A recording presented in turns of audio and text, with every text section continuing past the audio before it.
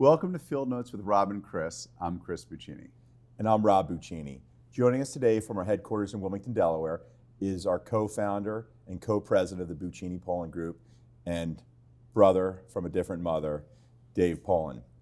Dave is the chairman of our hotel management affiliate, PM Hotel Group, as well as a longtime friend. And when I say long time, we met when we had both just turned 18 years old in college. The Pollin Group was founded in 1993. It's a real estate development, acquisition, and management company focused on building and serving our communities. As we embark today on our 30th anniversary, we thought it would be the perfect time to reflect on the past 30 years and the moments that led us here today. So I arrived at Cornell in 1986. It was August 1986, and I played football. Dave Pollin played football. It was a two-tiered system. It was the really good players and the players that were like, okay. Dave was the best of the best. He and a good friend of ours, Mitch Lee, they were held on the silver platter. Dave had scholarships to Stanford, Washington State, all these great schools. And then you're like, kind of questions is decision making, because he ended up in Ithaca, a 1AA school that had no sun, 11 months of the year. And it became clear from day one that he would be one of the leaders in our class. We graduated in 1990, and we had parents that were both from the construction and real estate business, so we bonded over that. We took a bunch of classes together, and one of the great things about Dave early on, while we were friends, he had a really nice car when he was a freshman. So nice, and he was such a nice person that he lent it out to our good friend Sean DeVries, who wrapped it around a pole in the bottom of a hill. It happened to be the front yard of the police station in Ithaca.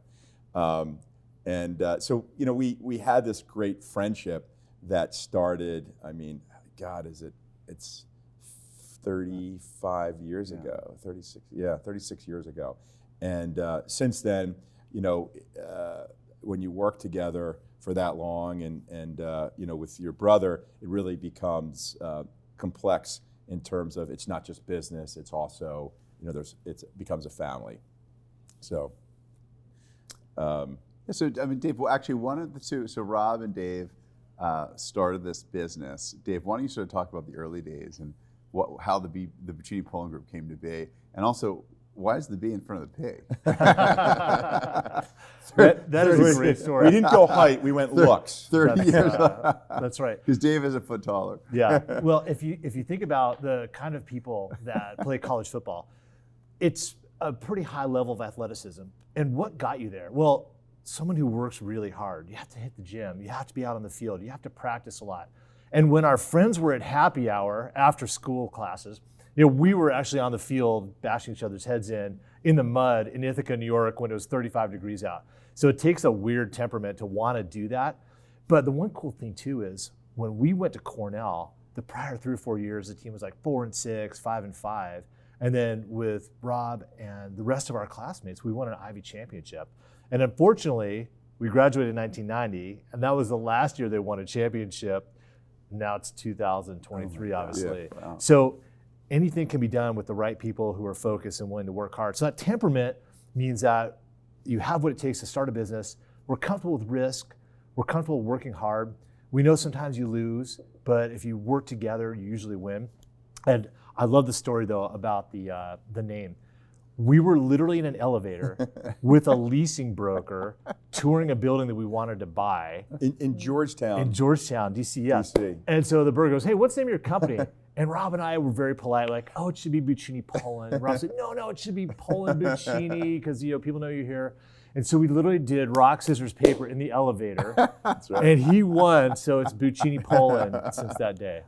So, well, I often say it's 2 Buccinis and a Pollin, so that does sound better than a Pollin and 2 Buccinis. So early on, we were building a Best Western, and I think it was the 131-room Best Western in Lorton, Virginia, and we had run out of money at the end of the project. Like when I say run out, like run out of money, and we were maybe 2 months from opening.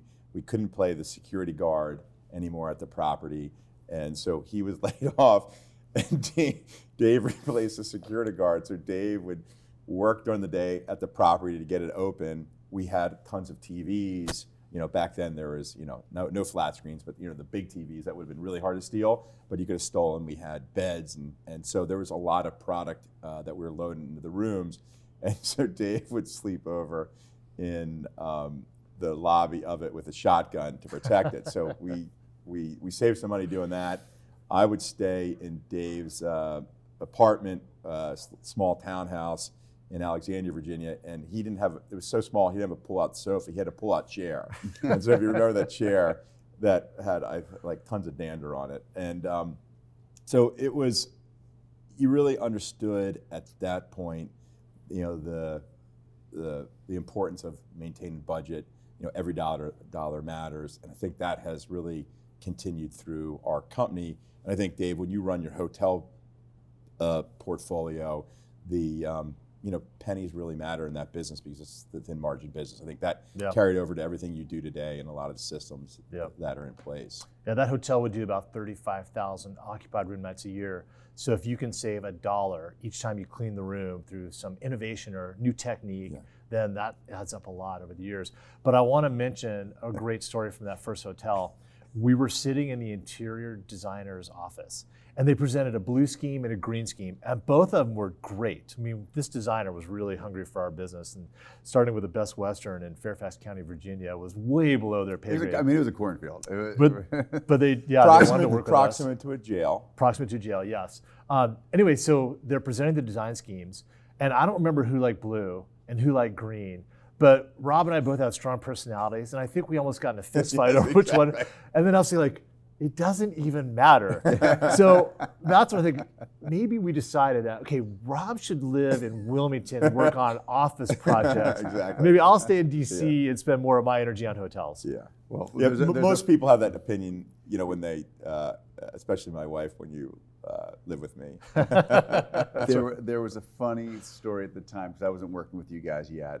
And you must have been 27, 26 when you did that. We started the business when we were 24. Yeah, started 25. 24. And I was a first-year analyst in investment bank in New York, and I was living on Rob's sofa. And I was calling Rob, couldn't get him, and I ran back to Rob's apartment. And there he was, sort of huddled on a couch. And it's a great story for entrepreneurs because the two of you, at a very young age, without a lot of experience, were able to cobble together some investor capital, some family capital. Your grandfather, your uncle, the infamous Abe Pollin, was kind enough to help you source that first loan. And Rob looks at me and says, "Chris, I can't close on this land. What happens if we lose the money?" And me and my mother, who ultimately got involved, said, "Rob, you have to close on the land. You're too far in." But it was really an extraordinary, I think one of the most extraordinary things about the two of you was how you just, I don't know where it came from, but you had the guts to really build a hotel, having never built something. Yeah. So it's pretty awesome. Thanks, Chris. I would just mention that when the first hotel was under construction, and as Rob noted, it was really hard. And we were involved day to day as well as on the financial part, operations. So it was really kinetic. And I started to think, what if this hotel doesn't do well? Exactly. And so I thought we should probably start the second hotel before the report card is in on the first hotel, because there may not be a second hotel if we wait. And that was a great decision because the first hotel started off a little slow. I do want to say that over the whole period, it returned 800% on the initial investment. So it was a really good investment. We should quit while we're ahead. It's the best deal we ever did. Your track record's never been that good. That's true. But the second hotel opened and did 75% occupancy in its first month. And that really was the rocket propellant that took us to a much bigger scale.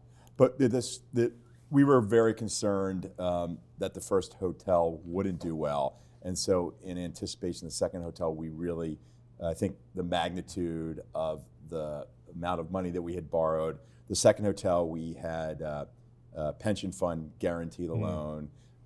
We found a broker who was able to find us a credit enhancement partner, and they really came through. And I think at some point we're like, wow, at the age of 26, we had raised this incredible amount of money, and what happens if we lost it all? And so I think, as Chris said, he came into our my living room, and I was a mess. And back then we had so little income because everything was gone in the property, that I would spend Sundays, and this is back in the day where there was a Nations Bank card and there was a Wachovia card, and I think I had on my credit card $60,000 in debt related to starting the company. Dave had about the same amount, and back then you would get checks in the mail, and you could write the check from Wachovia to Nations Bank or whoever it might be, and that. During that period, when you did a transfer via the check, you had like 60 days of interest free on your credit card debt. And so, $60,000 back then was even a lot more money than it's I don't know, what's that, 200,000 in today's dollars. And the interest rate was killing me. So that was a Sunday activity, really, really exciting. Balancing the books. But yeah, and as you build, we didn't know a whole lot about construction at the time. So we learned on our way. We had that drywall truck, Dave, remember, at the BWI airport. He was unloading drywall, and he had a power line above it. The truck got incinerated, caught the side of the building on fire. These are all things that are now coming back to me that I've since blocked out. Trauma. It's trauma. I also want to say that our families were so incredibly supportive. Yeah. No way we could have started without them. And one thing that was super cool was your parents signed a lease on our first office building that they never really intended to occupy, but they were willing to get on the line, sign on the line to make that Pay possible. the rent if necessary. 8,000 square foot lease. Yes. At 7 Creek Parkway in Aston, Boothwyn, Pennsylvania. We certainly stand on the shoulders of your father and mother and my father and mother. Yeah. So Dave, what's thinking back to the origins of this business? What was your favorite, or what is your favorite project that we've done over all these years? God, it's really hard to say. And what may be the most rewarding? Yeah. Well, you love all your kids equally to a certain extent.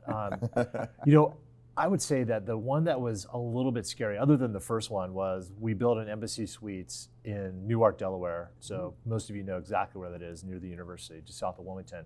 And that was our first really institutional project. So we had Fidelity Investments do a big investment in that project. So then the stakes were really high that we didn't want to screw that one up. Because again, once you do an institutional project, then you have a track record. And if that's a bad track record, that will be your last institutional project. Plus, this thing was much bigger. It had an atrium. And so the complication of the construction was much higher.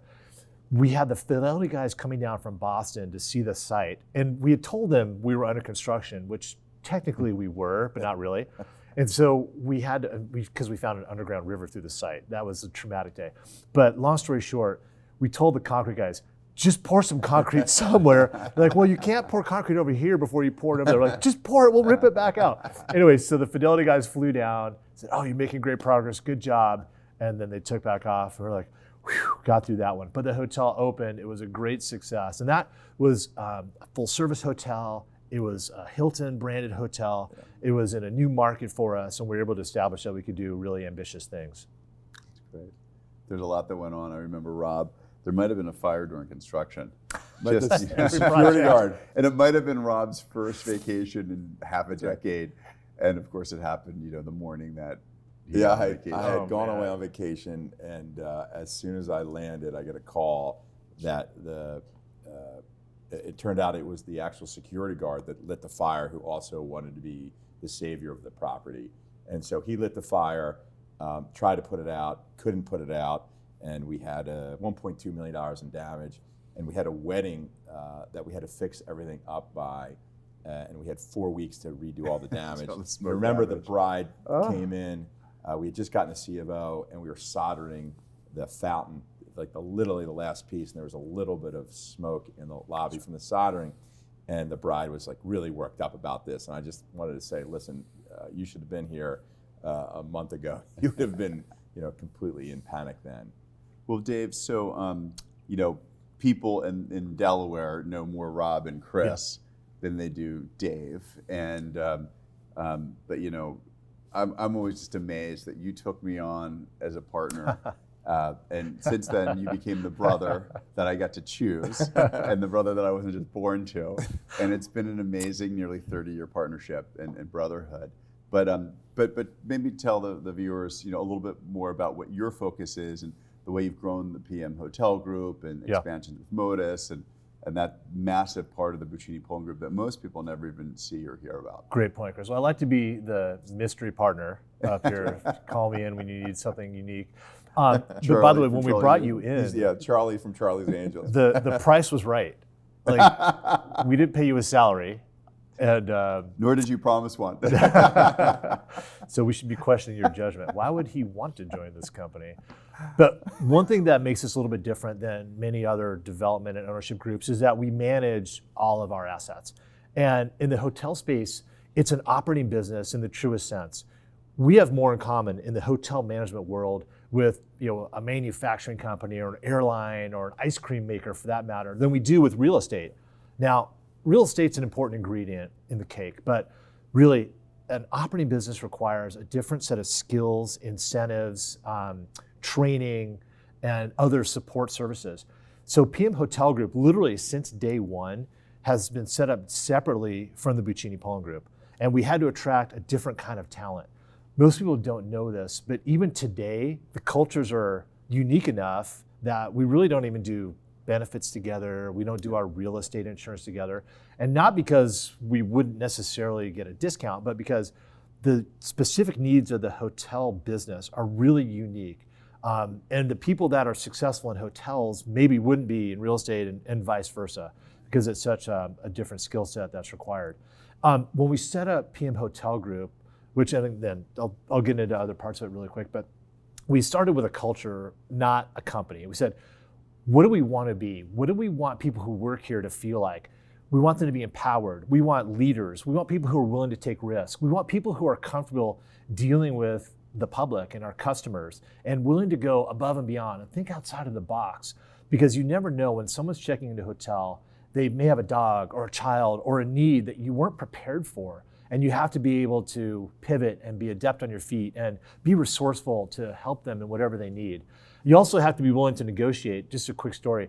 We had people that were coming to that first hotel when we first opened, and Rob was taking a turn behind the desk, and the rate was $79. And they said, well, we have 50. And Rob basically said, get the hell out of here. Yeah, I'm like, so, this is brand new. I said, we're not gonna pay, we're not gonna discount.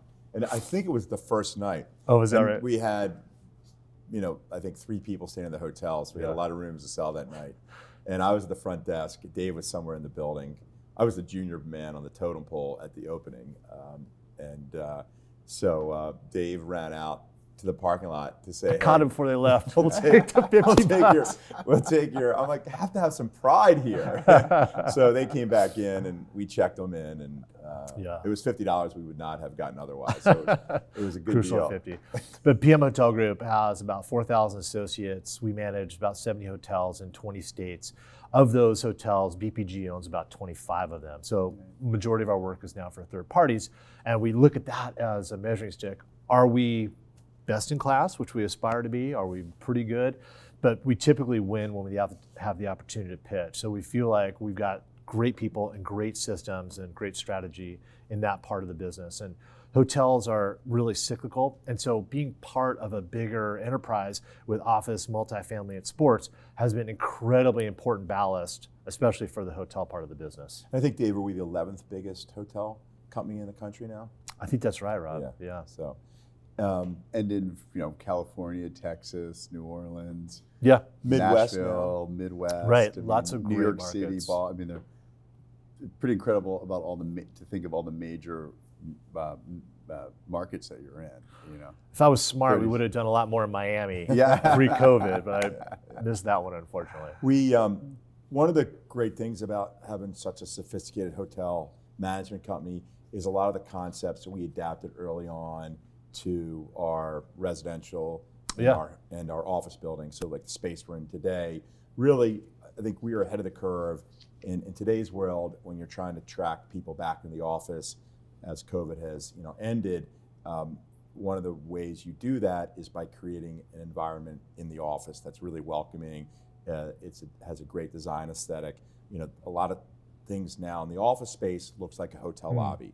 And I think we were really blessed early on to see the impact of great design in our hotels and incorporate that in our non-hotel business. And I would say, you're absolutely right how, PM Hotel is so separate from the Buccini Pollin Group. But the cool thing is over these decades, how the DNA has really come together in that, I tell people the Buccini Pollin Group isn't a real estate company. It's really an operating business at this point, right? Because yes, we do own hard assets, but it's really about, the construction team that builds it, the people that manage it, it's the people that work in the BPG sports or in the leasing side.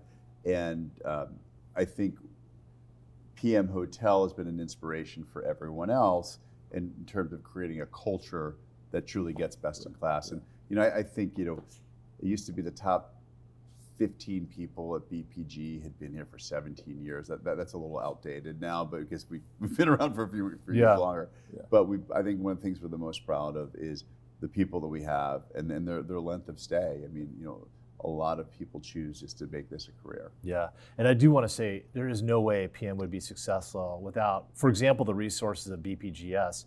When you try to build a hotel in Portland, Oregon, or in Nashville, or New Orleans, you absolutely have to have people who understand the entire process, from selecting design teams to programming to buying the construction and making sure it's scoped correctly, overseeing the purchasing, which BPGS and CRE do so well together as an integrated group. So we function as this one really large, agile force, but the separate pieces we can be really strategic and focused on. And now CRE does a preponderance of its work for third parties. Yeah. And BPGS is doing a lot more third party. So again, that tells us that we're best in class in most of the things that we do. But when we come together and work on a project, it is really impressive how smoothly it goes. Maybe because we've already made every mistake in the book. But I choose to think it's because we have great people. The lessons learned manual. But I always say you can tell a lot about somebody by the company they keep. And so one thing I'm really proud about you is, obviously you're very close with the CEOs of Hilton, Marriott, IHG, but also, Sir Richard Branson chose you to be his 50-50 partner, chose us, but really, you had the leadership. To build to take over the development of the Virgin in Nashville, and then to build a second one in New Orleans. I mean, any sort of like fun stories about that? So really quickly, we did the groundbreaking for the Virgin Hotel New Orleans. It was about 9 a.m. because Richard had flown in at 3 o'clock in the morning from Addis Ababa, 21 hours on his plane. Where's Addis Ababa? In Ethiopia. Oh, Ethiopia. Okay. So he had to stop twice to get there. So tough problem. Yeah, so it wasn't row 43, I think, right? Great point. On Spirit Airline. So there were 30 cameras. I counted. There were 30 cameras set up to record our groundbreaking speeches, and I gave the speech of my life. My sister lived in New Orleans, and I knew the people, and I thought I nailed it. Just my heart was open. It was an amazing speech. Then Richard gave a great speech, and afterwards I asked our PR people. We actually had a PR person there that worked for us. I was like, "Hey, Jen, can you get me a copy of my speech?" She's like, "Yeah, you nailed it. It was awesome." A couple days later, I'm like, "So Jen, did you get me a copy?" She's like, "Oh yeah." I go, "Jen, no one recorded my speech, did they?" She's like, "No, not a single person cared at all. What you have to say, it's just Richard."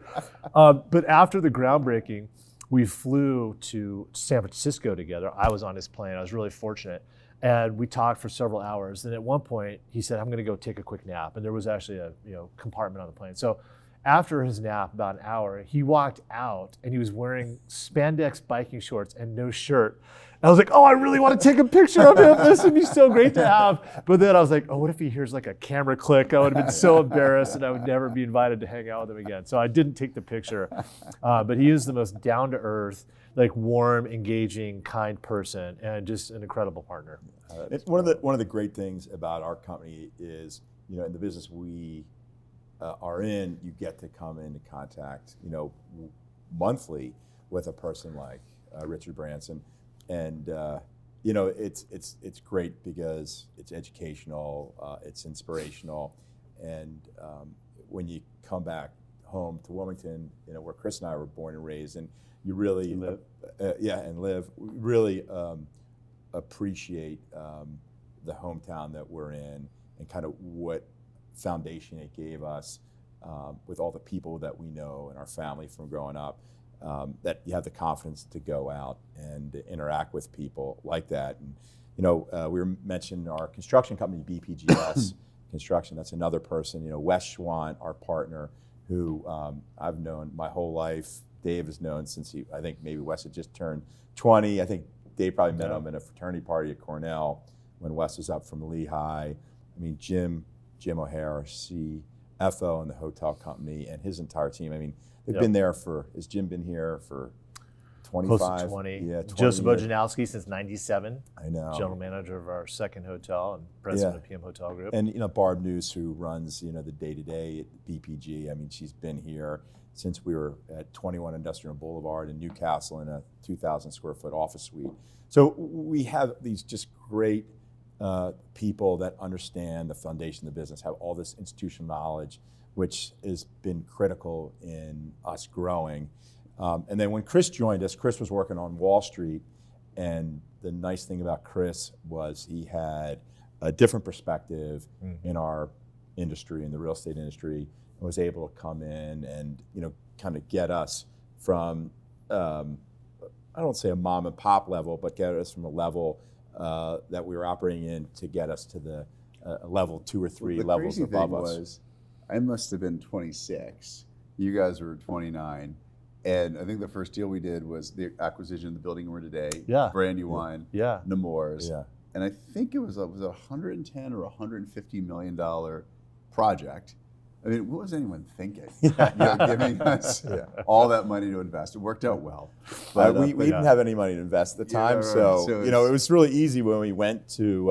It was actually Lehman Brothers, Lehman, Chase, and Chase Capital. We went to them, and it was amazing that they believed in us. I remember our ability to execute. I remember walking into the basement of the Nemours building, and there was a chiller there.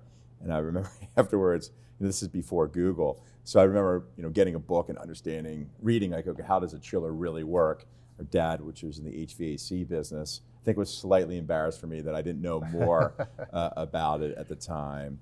But Chris had that level of expertise, and it was a great deal. We ended up buying out all of our partners over time, and it was a great return for everyone.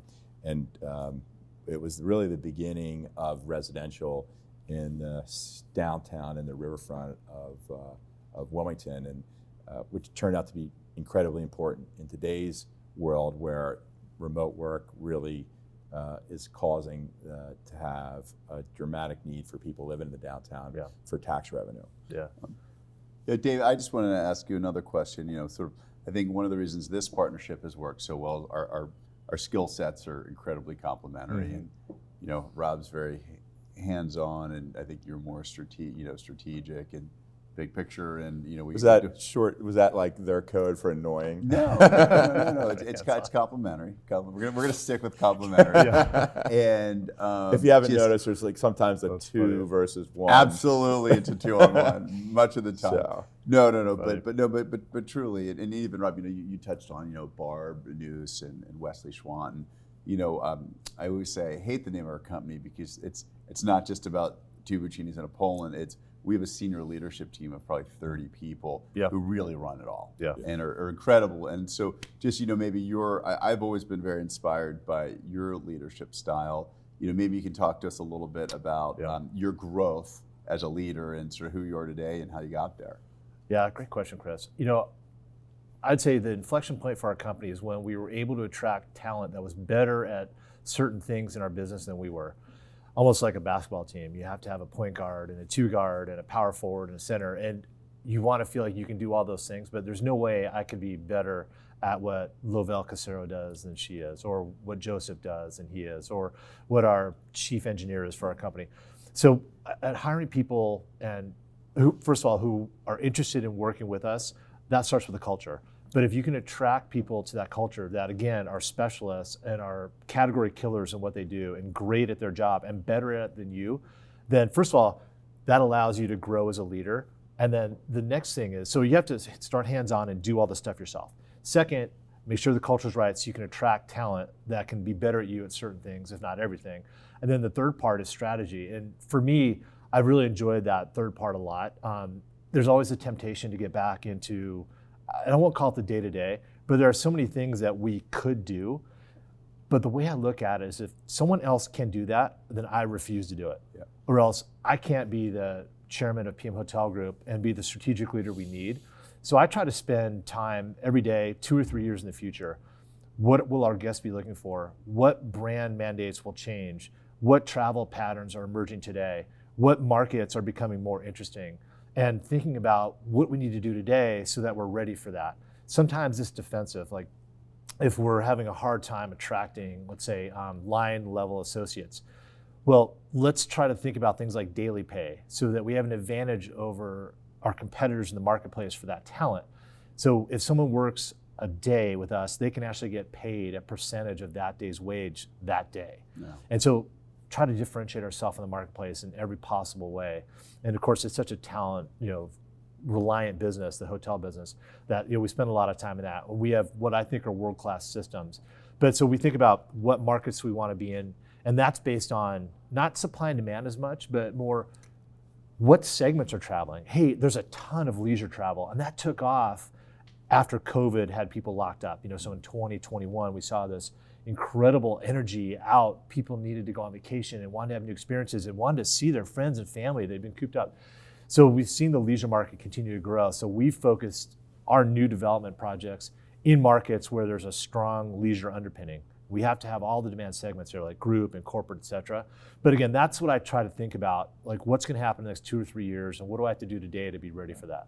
And that's brought us to have 2 massive development projects, one in Orlando and one in Austin, and which will be, I think, a culmination of 30 years of work, and I think will be as good or better than anything we've bought. Yeah. And Dave, you had mentioned COVID. One of the when we look back on our career, we'll never forget COVID. Yeah. There's a lot we won't forget. There's a lot that we won't. The challenges that we had early in our careers, with raising the initial capital for our first deals, going through, the tech blow up in 2001, the global or the great financial crisis in 2008. Those were key times that allowed us to navigate the pandemic, and also just playing sports, like understanding when you get knocked down, you're on the ground, you're getting kicked, you have to get up. You might have lost a game that you should have won. It could have been embarrassing, and that prepared us for something that in the Cornell Hotel program no one ever discussed, right? Or discussed at this magnitude, that one day you would, March 13th of 2020, you would close up your office and things would change forever. And we had hotels that we had to close because there were literally no one in the hotels. We had revenue drop 90%, and you still had to pay your taxes. You still had to pay, salaries, insurance, electric, things that, there's just a massive amount of fixed costs in our portfolio. Yeah. And Dave, like, how did you every day keep morale up when there was never really a clear indication when COVID would end? We just didn't know where the goal line was when it would occur. Well, using a football analogy, I remember a couple times I had my fingers stepped on and it hurt like a son of a gun. But you got to get back in the huddle. Yeah. Like, you don't have time to worry about the finger. Get back in the huddle, be ready for the next play. I'm really glad that we thought COVID was going to be a 3-week thing and then a 3-month thing. And I'm glad I didn't know it was going to be a 2-year or 3-year thing, because that probably would have changed my psychology a little bit. But again, my job is always to be thinking about what do we need to do to be ready for what's next. And so, as you said, Rob, we decided really quickly which hotels to close. And we have a lot of markets where we have multiple hotels. So we might close 1 or 2 hotels, but still be able to accommodate the business in that third hotel. And we thought about which ownership groups would be able to withstand, the tidal wave, if you will. And the ones that weren't, how would we help them raise capital? We talked about deploying our people that were at the regional level into properties so we could maintain them, because you didn't have any opportunity to support above properties support staff or admin or overhead. So we deployed every resource we had and into the properties, and everything we could think of to cut costs. Worked really closely with our investors, our lenders, and the brands, in order to come up with a model that would allow us to get through it. And I'd say we navigated it really successfully. Yeah. But I don't want to overplay this too much. Most of our competitors freaked out and laid off their entire revenue organization, revenue management, sales and marketing, digital strategy, gone. We kept ours. Yeah. And our RevPAR index, which is your market share in hotels, it went up 15, 20 points in every hotel because we were getting the FEMA business. Yeah. And if you remember, there was some civil unrest. And so we were getting the law enforcement business because no one else was thinking about it that way. And like in New Orleans, I think they lost power for a long period of time because of the hurricane. Yes. Yeah, just like and we got it back things first. You remember along the way, like as we're about to open up our beautiful Virgin Hotel in New Orleans, the hurricane hits. Like you're like we the only thing that has not happened is we have not had locusts swarm us. No one can ever prepare you for the amount of resiliency you need to be in the. I mean, I think it's like that's well there's said, one word. It's you need just to be resilient. Yeah. I would have thought after 30 years it would have been a little bit easier. And what I tell everyone is on any given day, you've got the worst thing in the world happen, and you've got the greatest thing in the world happen, and you've got a lot of things in between. But I mean, that's sort of like it doesn't really change. All right, so as we wind down, let's think about 30 years from now. Where's BPG going to be, and what do we want our legacy to be? Well, I would start. I think we've created a culture that attracts really talented people doing amazing things. And what do those people want in order to be fulfilled in their career? They want growth.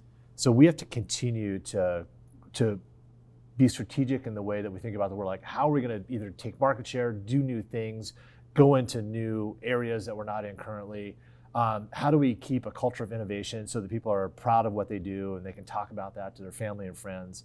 It's really important. So I see us doing on the hotel side, especially a lot more third-party management. We're already about 2/3 third-party today, but there's no reason we can't be in the top 5 of independent hotel managers in the country, or even bigger at some point. With the goal not to be the biggest. That's a false flag that you don't want to chase too much. But we want to continue to be innovative, thoughtful, and creative, and those things will lead to, I think, the success that we want. And I'm also really proud of, just really quick, of Core 10, which is our asset management business, and that's an infinitely scalable business too. Yeah. We've learned so much as astute investors and stewards of capital doing our BPG projects that skill set really applies to the asset management business, and we see that scaling quite a bit. It's a business that we had talked about starting for a decade probably. No, I think we actually started a small fund 20 years ago. That's right. That's right. Fortunately, Chris, decided to take the lead in that and really, grow the business with PJ Yateman, and that's, I think, indicative of the things that we'll do in the future. We'll always have a new idea that we'll try to scale. Our existing business, where we're developing hotels and office buildings and residential buildings and sports complexes and whatnot, that will continue. But I think there will be these offshoots.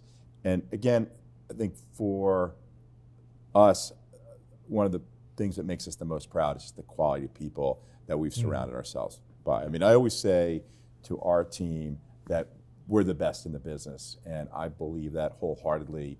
And I think in terms of legacy, that to me, I think is the best part of what we've done, is that the business will continue regardless of us being here or not. Yeah.